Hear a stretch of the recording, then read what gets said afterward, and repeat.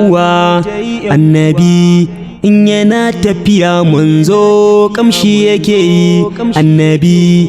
kyakkyawan balarabe ne mai wushirya annabi shine shugaba ga kowa duka duniya annabi shi Allah ya bawa alkur'ani guda ɗaya annabi ya Muhammadu ya fi kowa kyan halitta annabi shayabo al-Mustafa mai ado da tsafta annabi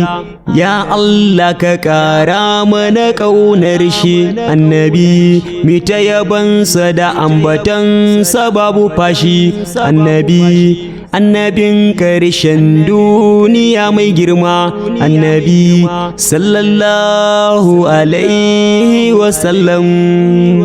Allahumma salli ala Muhammadin wasallim.